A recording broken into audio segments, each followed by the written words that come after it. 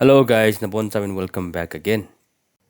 Tunin thusim ani sei ta po hitin day 27 na chun ka YouTube ma chun notification an hongin na. Hichi chu kan vet sa dun he. Kamila chun hichi notification in hongin na. We found that a portion of your channel may not be in line with your YouTube channel monetization policy sakitin. So let reviewer feedback sa chu reuse content na kiti na. Si athang pi amio siya hichi reuse content na yung ahe. So like a description as well content is not clearly an original creation of this channel kitin na. Iti content hi video kisi mo yo si hi nang sim he poi miya ke mangeta hi claim hung hi. Ka channel wang cho aboy na ipon na sumyong cho lona monetization hi thena line ai la iham tia chi appeal video kasip lawai le chun December 3 ting lahin YPP ko na ke ka ala de ta na YouTube partner program apa na ke ka ala ding monetization hi thei loading ka channel chu suspend hung chi dei tai. Ijika mu chun ke on kalunga dong thoven na yong la tu la ya chu miao ji chu YouTube Google a ki mo e pha na chu ke yong YouTube ma chun a problem pa chu a solution ko le nei le tam ta chom tho tho am so yeng in da hin la koi ma chun ke che chen nga sei point a sei ho yong chun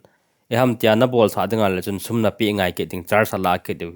anu ya contact number ho pi win he chu ki contact ding ki hil sa ke ding hin na pha jong lut ma yeng chun la sum yong lut kit na lai ding he se pa chun ke yong adang ma cha bol la ben na ata instruction hong ki pipen cho hoi tan ka follow in kyong appeal videos ka same na ke le ke video ki line chule with hisi appeal video a ki simpen pa che pyam tile nang chu na standpoint cho hoi ngai na chule na lung thian na ngai hisi video e ke a hin ke sim hin hiti tin edit ka bol in ka edit bol na chi in chi coming ta bon chi ke na bol dan ho chu na vet sa ngai de na chule instruction na cho hoi ta na ke pen instruction dung ju ya hoi ta jo aban ne cha na pi ding na se ngai ichi notice si date 27 na chu hung hetan hoita chu kan mu wa lo in ai na 29 ya chu kan mu in kamu wa chu ni tha lai kong azan na chu ka bol leng hin jar hang jang wa ya chu ka bol lenga 29 ya chu appeal video ka sema ka upload na chu le am hon instruction na pe dung ju ya chu ka upload hin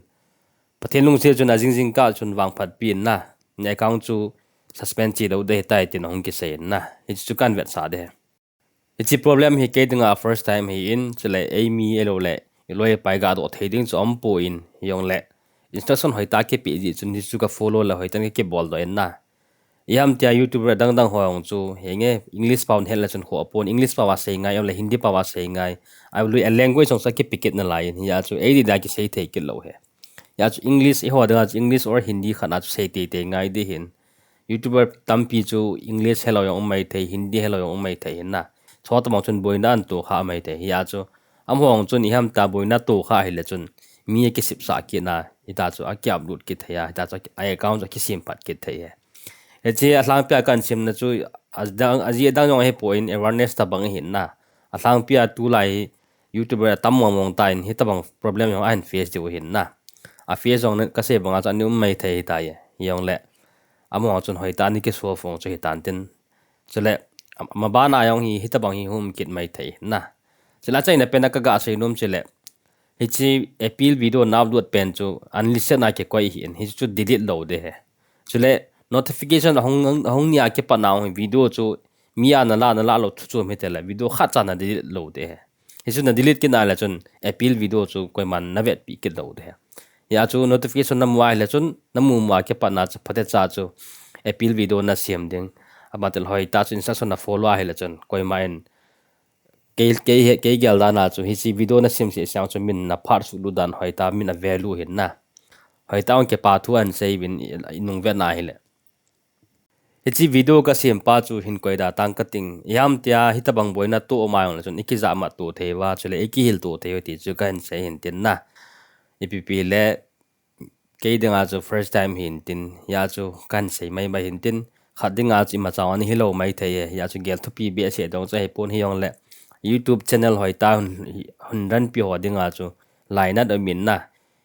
ya chu suspend na chi sa nga chu phate cha ki sip tu cha phajoi ti chu ka hin ya cha hin tin tu na ke pa na chu app le ma ba na yong video hoi ta in simpan ki de hi ta in chule no support jalin jong ka subscriber yong chu kalma main 40,000 ho cho hong valtan pathelung senin ma bana jong no ho support ka ngai cha jing in hi chun no hon jong lung se ten nin support jing min lang awon a chun ke chi chen in detail ten in ka sei thei po hi jong le ita chu kasi kham chu kan se tin yam ta het be no mai lo wai le boina tu mai le chun kase banga chu ki za ma tu wa chu e ki hil tu deu zo ka hin tip kinin a pipile chan chun nga taw iten maban video ki mu ki ka di bin na bon cha bin dam sel che ta bin